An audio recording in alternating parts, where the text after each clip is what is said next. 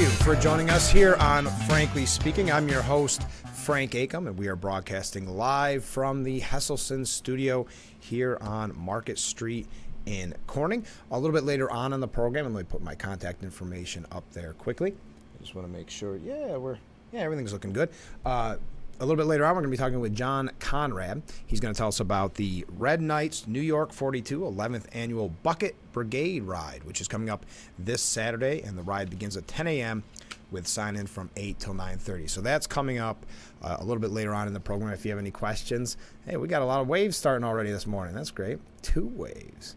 If you're not, or if you're new to the program, I should say, you can always walk by on this beautiful day and wave, and we add it to the wave count on the bottom, or you can contact me there. Text.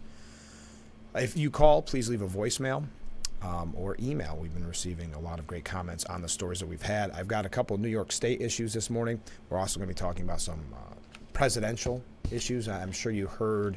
I shouldn't say I'm sure you heard. I'm not sure how much coverage this received, but this a breaking story from Axios that President Biden has a temper. We may analyze that a little bit and what that means and why this is coming out now, as you had the article I brought to you yesterday about from Maureen Dowd, really her and her sister outraged that President Biden won't recognize his 7th grandchild, I should say, will not recognize her or even admit that she's there. So why are these stories coming out now? Is it because the Democrat Party is looking for an out, looking for somebody maybe to take the president's place? And if they do that now, then it may not have to be Vice President Harris, which I know a lot of people in the Democrat Party would not be happy with the thought of Harris running against former President Trump, or just in general, because as we talked about last week, has not been a very effective VP. You've got to remember, too, something that the media fails to mention. She did not do well. She never even made it to a vote in the primary, but she did not do well when she ran the last time. Again, something that's not mentioned a lot, but we may talk about that. I'm not going to keep rambling on here. The first thing I want to mention on kind of a positive note, if you will, the House Republicans have rolled out a new national voting law. We know there's been a lot of concern about various states and how their voting laws changed during COVID, what that meant for the presidential election, what it meant for various elections throughout the country. There's a lot of questions there. So 5 Republican members of the Committee on House Administration held a press conference in Atlanta just yesterday to officially roll out the American Confidence in Elections Act, or ACE. Something they say will give states the tools they need to not only protect the integrity of their elections, but also restore voter confidence. And that's one of the major issues right now, the idea of voter confidence in the election process. Because again, so many things changed during COVID, and so many of those rules that were in some ways manipulated have stayed on the books. So the bill includes a photo ID requirement, which is something that's been called for a very long time. It would have a photo ID requirement to cast a federal election ballot. It bars non-citizens from voting, requires annual maintenance of voter rolls, another big push there, and prevents the mailing of unsolicited ballots to rolls that have not been maintained. Another controversial issue there, the unsolicited ballots, of course, the absentee ballots, which they don't call them necessarily absentee, but you lived through it. You remember what that was like during the election process during COVID and how that's remained in effect in most places. According to committee chairman Representative Brian Steele from Wisconsin, the ACE Act will make it easy to vote and hard to cheat. Sounds good. And will give states access to federal resources to ensure they can do things as simple as remove voters from voters' rolls upon their death. It'll be interesting to see what kind of traction this gets. I know I'm sure it'll get good traction by the Republican Party, but Democrats very often throughout history fighting such things as simple as voter ID. So I wanted to mention that to you to start off the program, but we're going to take our first short break, so stay with us. We'll be right back with Frankly Speaking here on WYDC TV. Big Fox, stay with us. Right on? Oh, Okay. How's that? You want me to put you on the spot?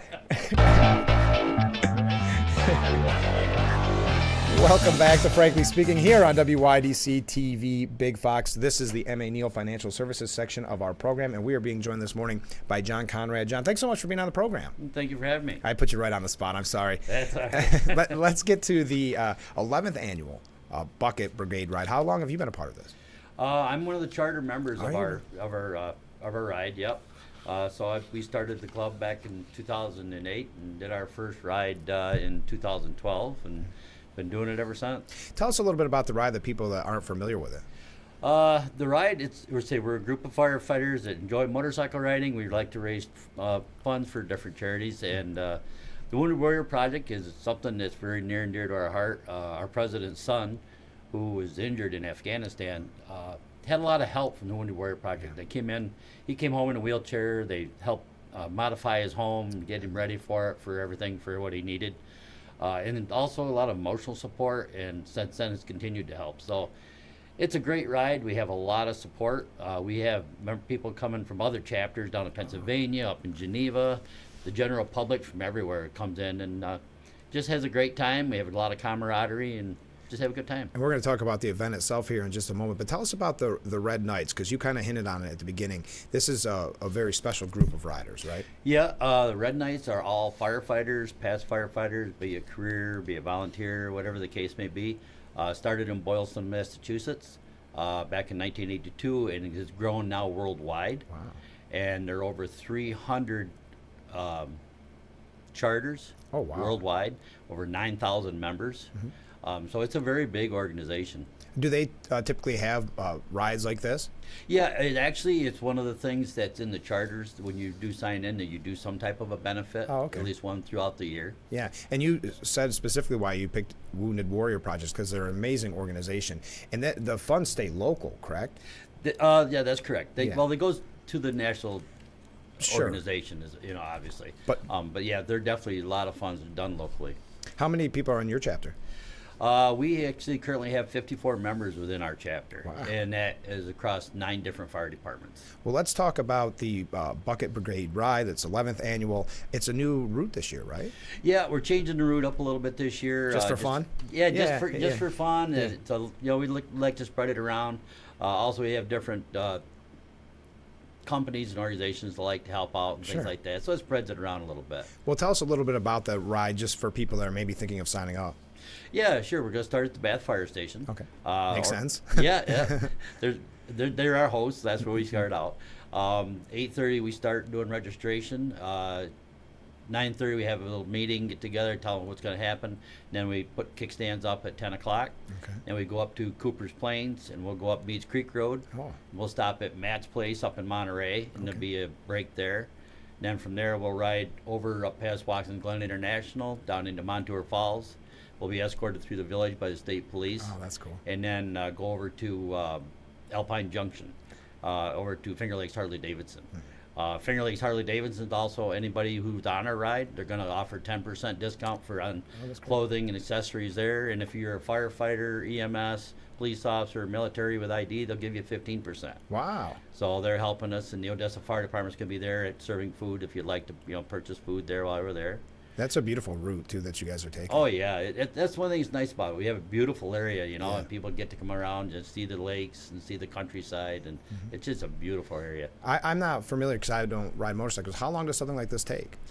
We split it up. Let's say we'll end up back in Bath about 3:15 or so in the afternoon. So that's not too bad. Yeah, we'll end up at the American Legion in Bath. Should people sign up before, or can they just show up on Saturday at the sign-in? No, just show up on Saturday. We did have a thing going on for a while. We tried to do some registrations online. It didn't seem to be all that popular, so we just do registrations that morning. And so they should get there at 8 o'clock, and then the ride begins at 10 o'clock, correct? Yeah, 8:30 registration start. Yeah. Now, how long does planning for something like this take? We pretty much start shortly after the first one. We may modify the route and everything, but really probably the last 6 months there's been a lot of, getting sponsorships, getting businesses involved, and planning our route, what we want to do. So yeah. Well, I want to talk a little bit about how we can help, and I'm sure you can always use more sponsors. Can you stay with us, or I got to take a short break? Sure. All right, we'll be right back with Frankly Speaking here on WYDC TV. Big Fox, stay with us.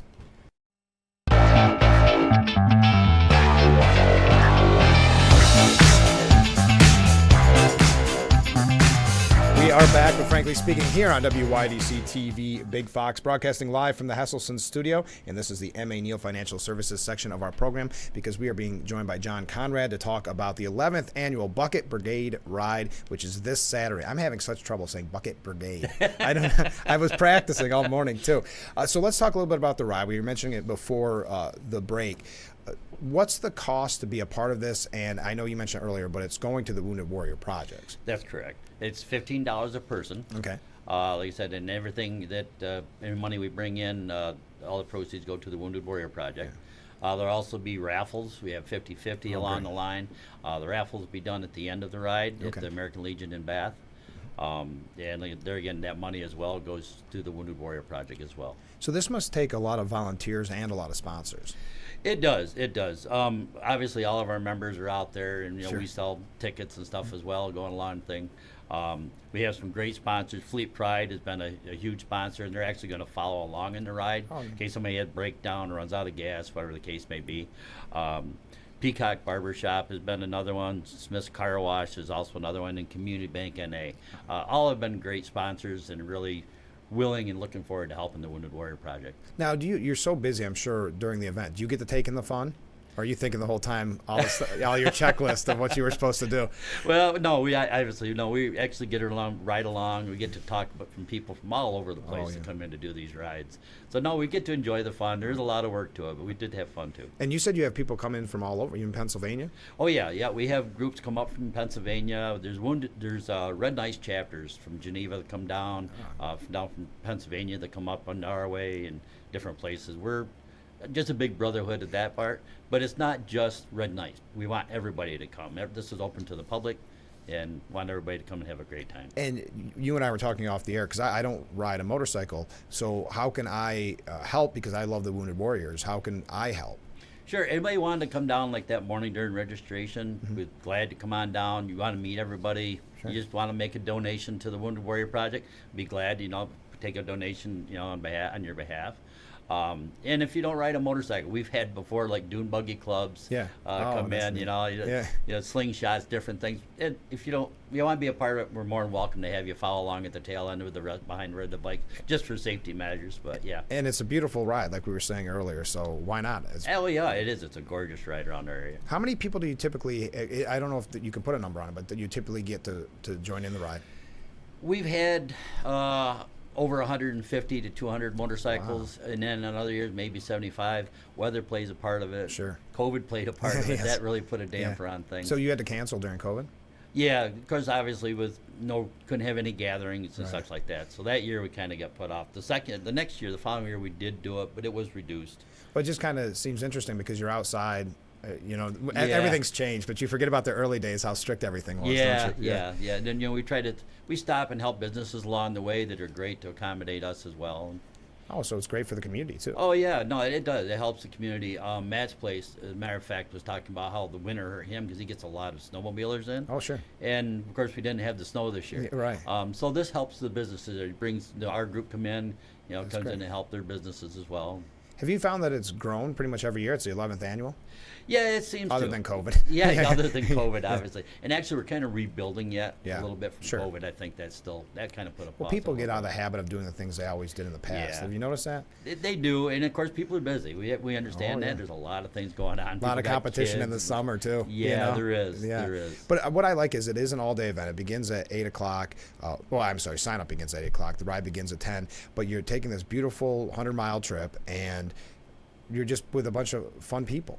Yeah, it is. It's a great way to spend a Saturday. Everybody who just likes riding motorcycles and just out enjoying the air and the camaraderie everybody has. Now, let me ask this: if someone wants to join the Red Knights, like you mentioned earlier, there's some stipulations on how you can join. But who should they contact? They can go on our website. We have on our Facebook page. We have our Red Knights NY 42. Okay. And they can actually put a comment into that and be glad to get a hold of you. Our president, I believe, also is on there. Okay. We have the Red Knights. I have a Red Knights email that I also have, which is redknightsny42@gmail.com. Okay. Be glad to take you on. You must be or have been a firefighter. Give us somehow proof that you were a firefighter, obviously. Sure. If you're within say like a 25-mile area or the center of Bath or so, it's probably the most part. But there are other chapters as well, and you can go and look those locations up on the Red Knights page, the main Red Knights page, Red Knights.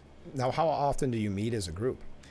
We meet every month. Oh, wow. Okay. Yeah, no, we meet every month. We always have a meeting every month because if we're not necessarily doing for the ride, we've also done for other benefits.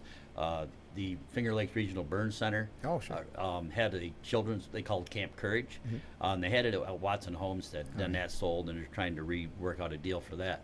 But we worked with the Geneva chapter and the Rochester chapter and us, and then we're escorted in by 2 motorcycle policemen, state troopers, and 2 motorcycle from Greece City Police, and rode into Watson Homestead. The kids They always must saw have loved Watson it. coming in. Yeah. Oh, they had a great time. Oh, yeah. You know, and then we give them rides on the bikes Yeah. and stuff like that, and sat down and had barbecue, hot dog, and hamburger barbecue, and then we all presented checks. We'd done fundraising for them as well. Oh, isn't that You know, great? we did chicken barbecues and do different things and raffles. And So it's raise really money. about the community then. It really is. I mean, we're firefighters. Yeah, That's kind of right. What Well, we that's do, what you do, right? That's good. We, That's we a very good enjoy point. doing it, and you know, it brings a lot of cheer to our hearts as well. Sure. You mentioned the Facebook page if they want to become a Red Knight, but is that the best place to go to find out more information about the 11th Annual Bucket Brigade Ride? Or Absolutely. Yeah. Absolutely. Yep. Just before we go, what should people know if they're thinking of joining you on Saturday? Just be ready to come down and have a great time. They said there'll be stops along the way, so there's going to be 3 stops. They said it is about 110 miles all the way around, but there will be 3 stops, so it's not a continuous ride. Take a break and just come have a great Stretch time. the legs, I guess. Yeah. Well, thanks so much for being on the show, John. I really appreciate it. No, we appreciate you having us. All right. Good luck this weekend. Thank you very Enjoy it. much. I hope you can get to enjoy it. Okay. Yeah, oh, absolutely. All right. We'll be right back with Frankly Speaking. Stay with us.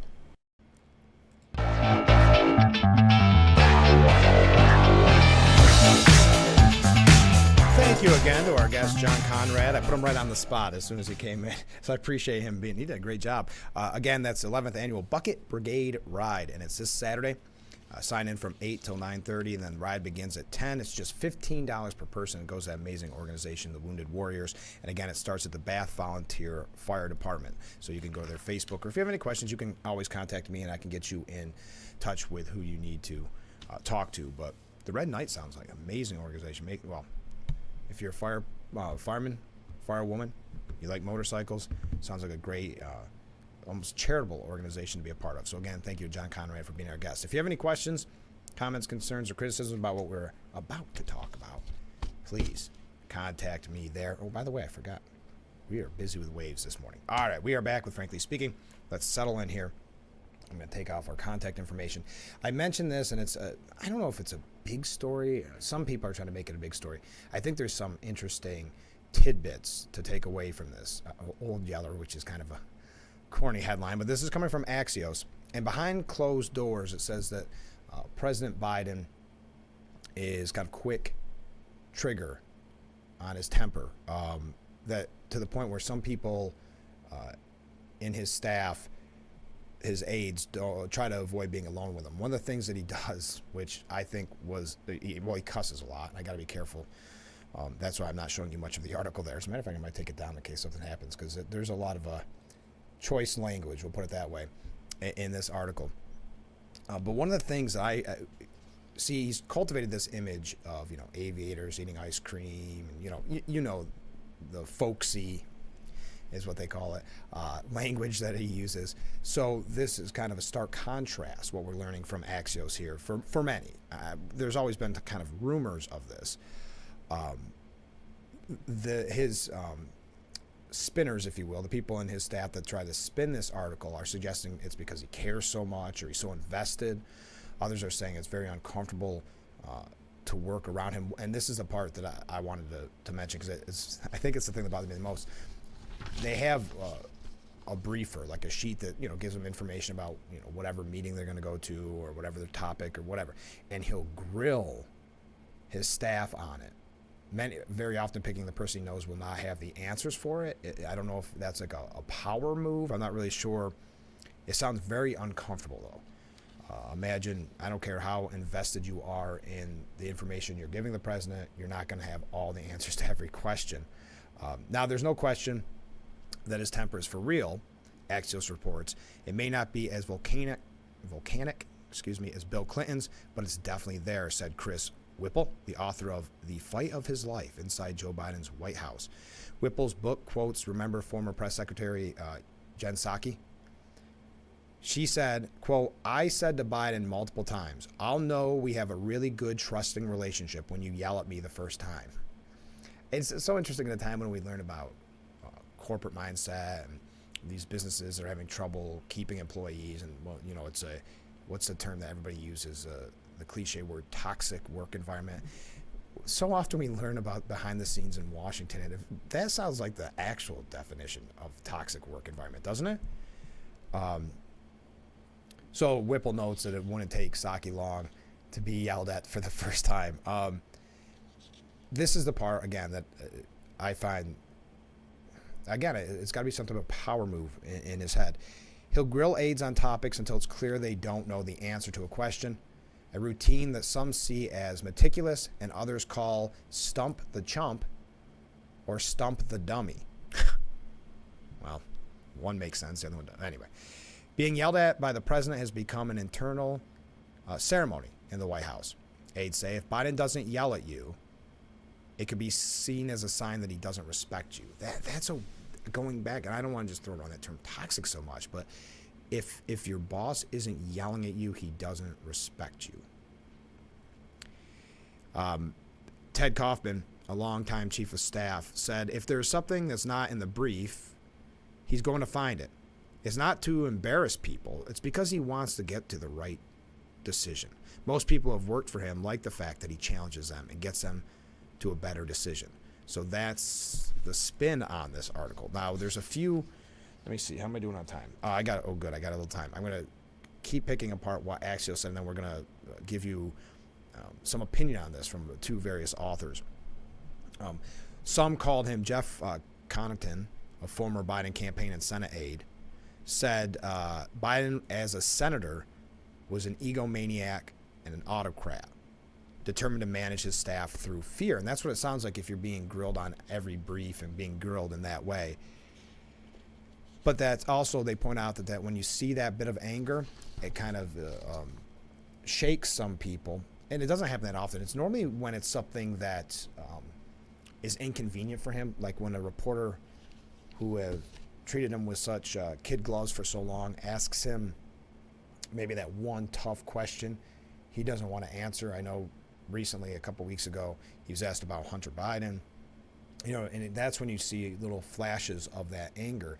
And what Axios is pointing out is that startles some people because we're so used to the aviator sunglasses and the ice cream but that's the concocted image that they want you to think of, to see in Biden, but also that's the one that the media wants to push as well. So there's two opinion-like pieces on this that I want to talk about when we come back.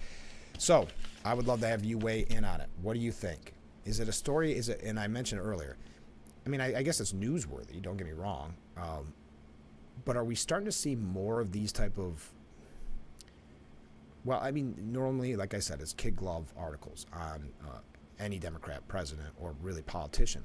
So when you do get something like this, is this the groundwork? We saw it with Dianne Feinstein, when they started little by little, piece after piece, going after her for various things to kind of lay the groundwork. Could they be trying to, and they have to do it soon if they really do want to replace him to run against Trump or whoever the final nominee is for the Republican Party. They're going to have to do it soon, or otherwise it'll have to be Harris, which I don't think party leaders want. So am I overreading into this? Is that why we're starting to see some, I mean, Jake Tapper, which we may get to in a moment, saying we're not going to back off from the Hunter Biden story, which is obviously not a positive story for the president.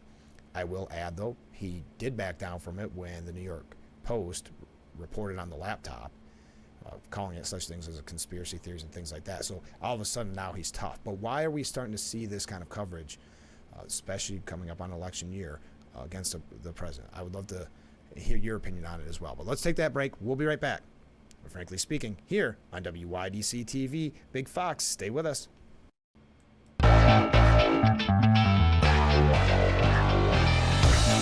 And we are back with Frankly Speaking. I'm your host, Frank Acom, and we are broadcasting live from the Hesselson studio here on Market Street in Corning. We're talking about Biden's, as the New York Post put it, rage-fueled bullying of staff. They believe it gives us more reason to worry. As is reported, his temper grows so ugly, quote, that some aides try to avoid meeting alone with him. Some take a colleague almost as a shield against a quote-unquote solo blast. I think the Post raises a very good question here. It's not hard to wonder how the media would cover a Republican exhibiting the same behavior. And it's not about necessarily the temper.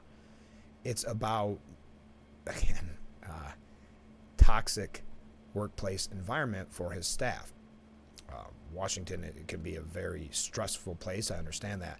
But then to be grilled by your boss, who also happens to be the president of the United States, for minuscule things because of a brief, to me, it doesn't sound like the best work environment. But I think look at how much they covered Trump behind the scenes. Imagine if he was yelling at his staff, if his staff was scared of him, those type of things. Again, if it was a Republican president, I think the coverage would be very different. The Axios piece spins it to be both a negative, but also kind of a positive, that he cares so darn much. But this is why I bring up the Post piece, and it's from the editorial board.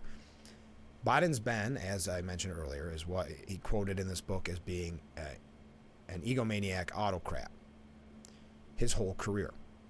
But now that he's president, no one can stand up to him. Even though, since he's 80 years old and the world's most powerful man, he more than ever needs people telling him how the world works. Yes, he gets upset when something is inconvenient for him. I know there was something that went wrong with COVID test rollout, and he screamed at his staffer over it. But then I go to this piece by Liz Peek that I thought was also very interesting. Let me look at my tab. Yes, doing fine.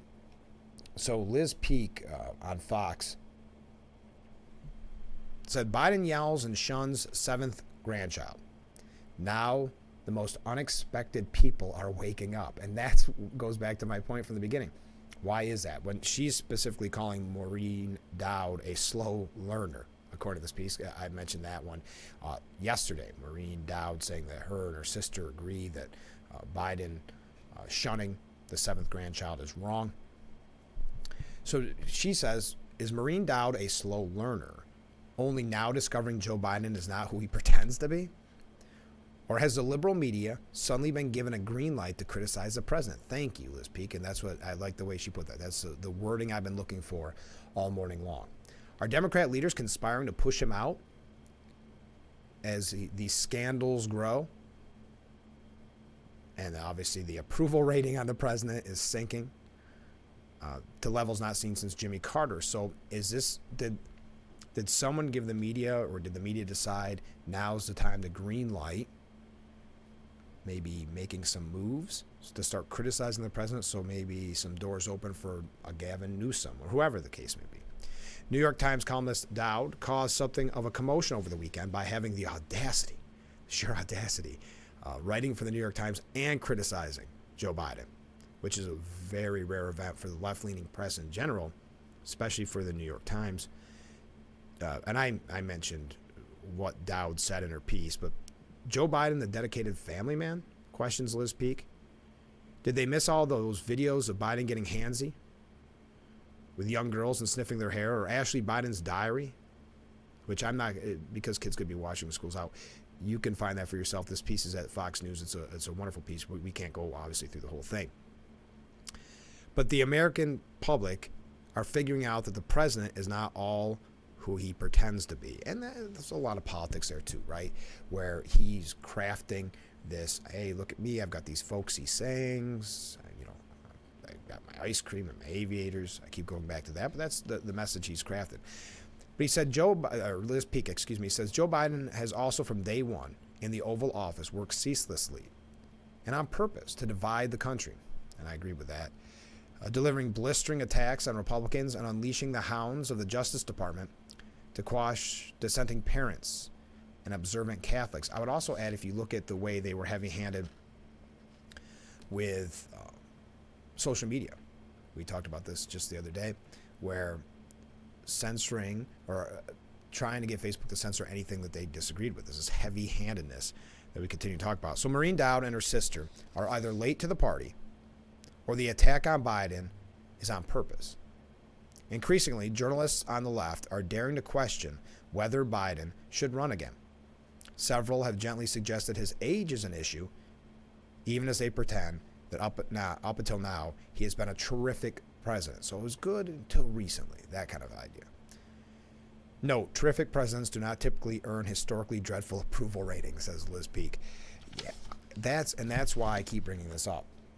Because also, I mentioned earlier Jake Tapper from CNN, insisting he won't shy away from covering Hunter Biden. So when did the media get the okay? Because we haven't seen it up until now to start criticizing the president. Why is it happening more and more? What is the end game here? Do you think President Biden will be ultimately the candidate to face the Republican nominee next November? Or is this, because it is very reminiscent of Dianne Feinstein and how they handled that, where it's just little trickle by little trickle of the media criticizing her health, not criticizing, it's not the right way, but highlighting and drawing attention to her health, or saying, why did she run this last time? And, you start to see that push. So is that what we're seeing here? I'm going to mention the Jake Tapper piece in just a second, not piece, but what he had to say. We are going to move on from this because there's some Republican issues to get to, and I do have a New York issue that I want to get to if we have the chance. We're running just a little bit late here, and thank you again to John Conrad, our guest earlier on with the Red Knights, New York 42, highlighting the 11th annual Bucket Brigade Ride this Saturday, and that starts at the Bath Volunteer Fire Department. Registration begins at 8. So stay with us. We'll be right back. We're Frankly Speaking here on WYDC TV, Big Fox.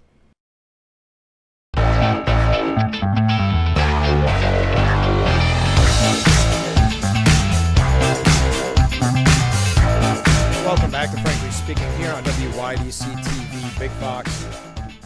I'm your host, Frank Acom, and we are broadcasting live from the Hesselson Studio on Marcus Street in Corning. I did receive a message from a viewer who said that this doesn't really come as a surprise, and if you're just joining us, that's Biden's temper, because remember, he yelled at that one reporter. I believe it was maybe even a New York Post reporter, call him well, again, kids could be watching, but just called him a name. That's a great point, but that kind of goes back to the point I was making, that if it's something that's inconvenient for the president, whether that's behind the scenes from his staff, something he doesn't like to hear, maybe some bad news, or maybe something that he doesn't necessarily agree with, that's when the temper goes. When a reporter asks him, has the audacity to ask him a tough question, because Democrat presidents as a rule aren't supposed to be asked the tough questions. So when he is, you see that this now infamous temper. But I'm asking the question, why has the coverage changed? When did the media decide, yes, they can be somewhat, not as much as if the shoe was on the other foot, but somewhat negative in their coverage?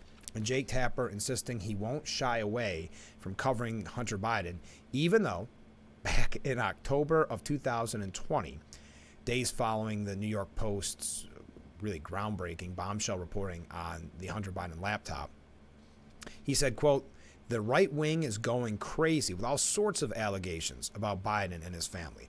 Too disgusting to even repeat here. I mean, some of the ones I've seen from the president's son and some of the president's supporters are just wildly unhinged." So that meaning at that time, President Trump, okay?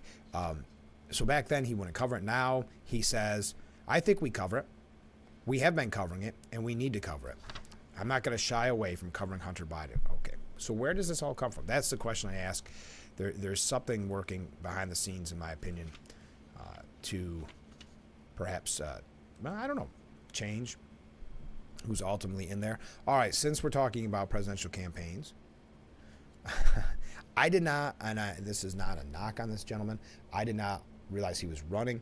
Doug Burgum is a long shot Republican presidential candidate. I have not heard of this before, or at least not maybe, well, no, I would say I've never heard of it, at least not this loudly. He is offering to pay people to donate to his campaign. In text messages and emailed solicitations to voters this week, Burgum, who's a former software executive, he's like, I guess his net worth is like $1 billion, something like that, has been offering donors to his campaign a $20 gift card if they give money to his campaign. Here's where it gets a little weird. Even if you just make a donation of $1. The burden on American families caused by the Democrats is unruly, and Joe Biden is doing nothing to fix it, his campaign wrote.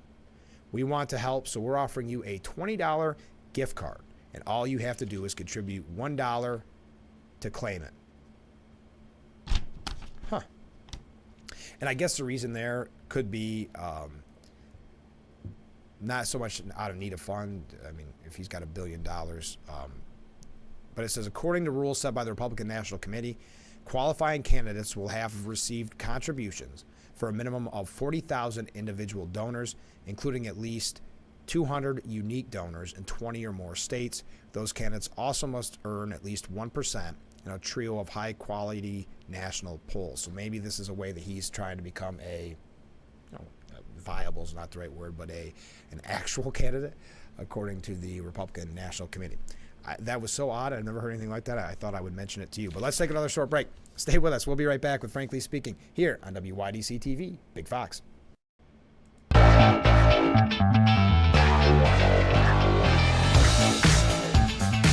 Welcome back to Frankly Speaking here on WYDC TV, Big Fox. I'm your host, Frank Acom, broadcasting live from the Hasselson studio. And you'll notice on there, we had a lot of waves today.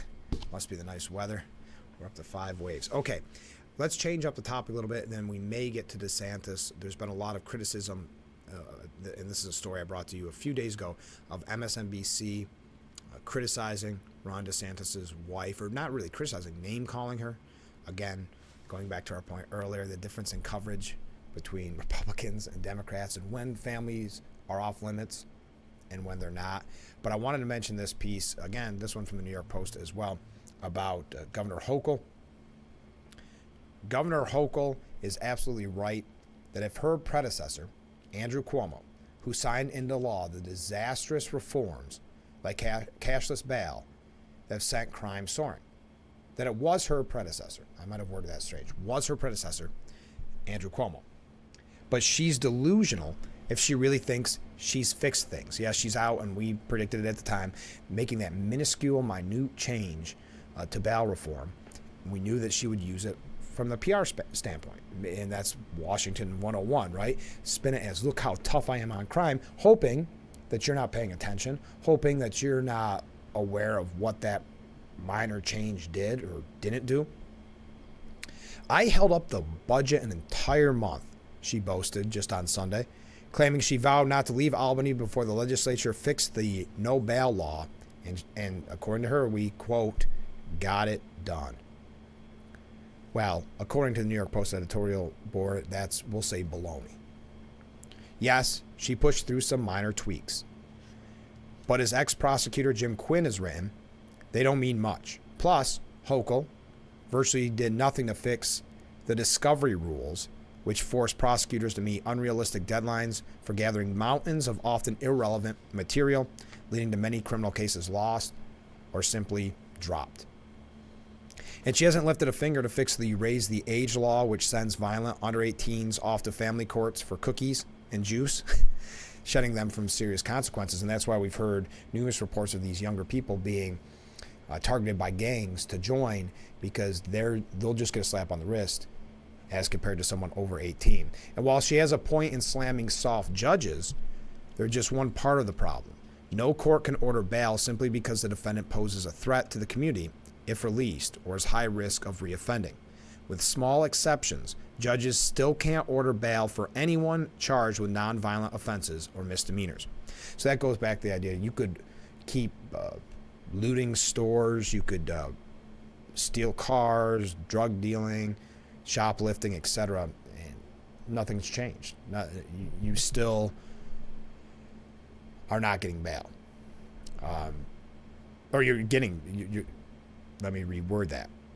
can't order bail for you. I go back to this. I think it was the Post that brought it up, that if you went into the judge and said, hey, let's make this quick. You just got picked up for shoplifting. You got to make this quick because I got to go back and shoplift as soon as this is over because I got to get a suit for our next court date. Nothing, he couldn't keep you there. It's unbelievable. So Hochul even claims her fixes have led to less crime. Now, this is from the New York Post, so it's more city-centric. But murders are down 9.5% from last year through July 2nd. But they soared nearly 40% in 2022 compared to 2019, the year before the bail law kicked in. And auto thefts in that period rose a mind-blowing 253%. But anyway, enough about those specific statistics. Crime in New York is still way out of control. We know that. That's why public safety is such a major issue. Hey, we got cars driving by at this point. Just a wave. So crime in New York is still way out of control. That's why Lee Zeldin did so well. Public safety. It's first and foremost on the voter's mind, on the resident's mind. And Hochul's done next to nothing about it. If New York needed a governor who bragged about phony achievements, it could have stuck with Cuomo. And I love that line at the end. Let's take a break, last break, and then we'll wrap things up here on Frankly Speaking. So please stay with us.